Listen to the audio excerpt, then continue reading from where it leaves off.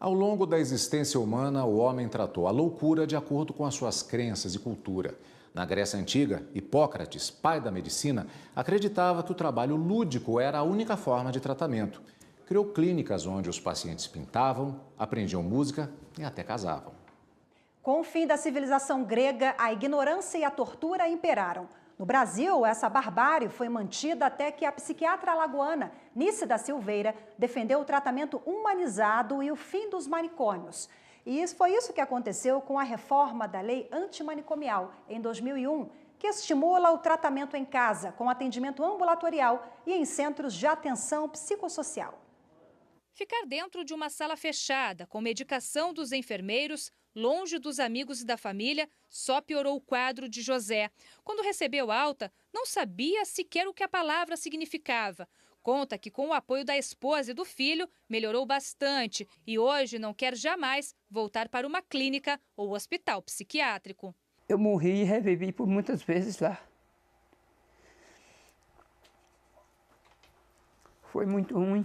Uma das maiores conquistas da saúde no Brasil foi a reforma psiquiátrica, resultado da chamada luta antimanicomial, que começou 35 anos atrás, quando profissionais da saúde e familiares de doentes se uniram no movimento por uma sociedade sem manicômios. Depois de muitas denúncias de violências praticadas nessas instituições, com ênfase no despreparo dos profissionais, este modelo de tratamento entrou em decadência. Há 30 anos surgiu o primeiro centro de atenção psicossocial no país, na cidade de São Paulo.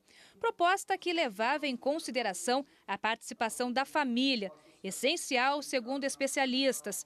E essa talvez seja a parte mais difícil do tratamento, fazer o paciente ser aceito e amado. A parte mais difícil é justamente a parte da porta para fora, que é a parte onde o paciente encontra resistência das pessoas que estão ao seu redor, seja familiar, vizinho, o que for, conseguir dissociar a doença mental da pessoa.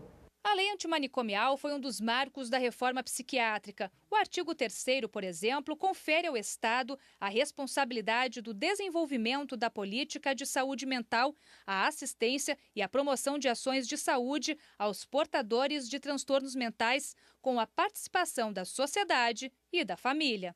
Outra inovação foi o tratamento criado pela psiquiatra alagoana Nice da Silveira, considerado um dos mais humanistas. Ela se rebelou contra a psiquiatria tradicional, que aplicava choques com o argumento de colocar os pacientes dentro da sanidade e propôs a reabilitação por meio da arte.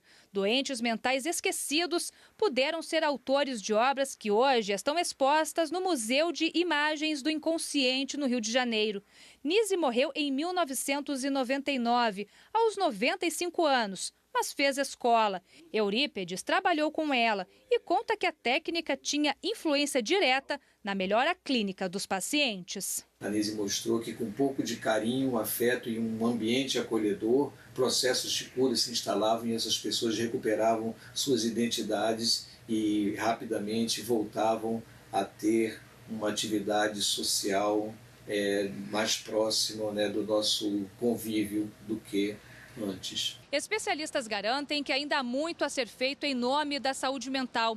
Ainda há a preocupação também com os doentes que cometem crimes. Nos casos em que os delitos são considerados leves, o Código Penal aplica a medida de segurança em regime aberto e encaminhamento do autor para tratamento ambulatorial.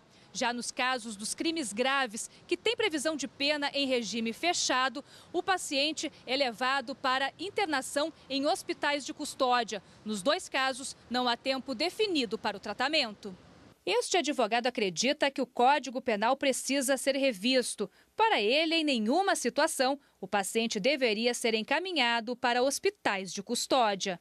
É de suma importância que o tratamento seja ambulatorial. Tratamento de internação, mesmo no sistema prisional, somente em casos extremos e sempre chancelado por um médico.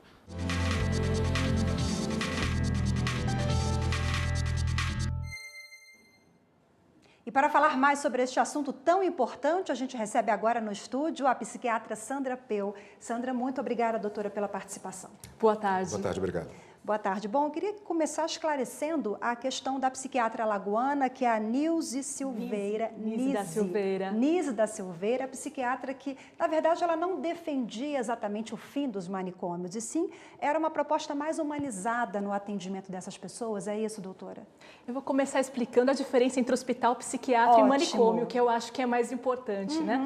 O hospital psiquiátrico é um local onde vai a pessoa que tem uma condição mental tão distorcida, tão desorganizada, que se coloca em risco de vida para si mesmo ou para terceiros. Aí sim a gente precisa de uma internação psiquiátrica. O manicômio, aquele que isolava o indivíduo da sociedade, que tirava ele do convívio familiar, hoje não faz mais sentido. No tempo de Nise, não existiam as medicações, a gente não tinha uma capacidade tecnológica avançada o suficiente para que as pessoas pudessem ser tratadas em sociedade. O trabalho de Nise foi muito importante na estruturação da identidade desses indivíduos, mas o que fez mudar o aspecto da internação, da qualidade de internação que deixa a pessoa inserida na sociedade, foi a possibilidade de tratar elas com remédios. E o que foi modificado com a Lei 10.216? A Lei 10.216, que algumas pessoas chamam de antimanicomial, ela é muito mais ampla e tem uma qualidade excelente. Ela é uma lei que defende o direito e protege a pessoa com transtorno mental. Essas pessoas têm garantido nessa lei o melhor tratamento disponível pelo sistema de saúde. Então, tendo essa possibilidade, essa pessoa tem a garantia de ter, na necessidade de internação, um hospital de qualidade, um ambulatório de qualidade e as ações nos CAPs, que são Centros de Atenção Psicossocial, quando é necessário, além do tratamento ambulatorial, uma reinserção social desse indivíduo, se ele tiver uma doença mental mais grave. Doutora, o Estado está preparado para receber essas pessoas? Qual o maior desafio hoje dos CAPs? Infelizmente, toda a rede, e que houve ampliação da rede, a gente conta agora com hospitais psiquiátricos especializados na rede, a gente conta com emergências, nós contamos com CAPs mais aprimorados, inclusive para tratar dependentes químicos, que são os CAPs 4. Nós precisamos de investimento, a gente precisa que se implante as políticas de saúde mental. O que a gente precisa é que o gestor público faça valer o que está na lei. Como fica a situação da pessoa com transtornos mentais que comete crime?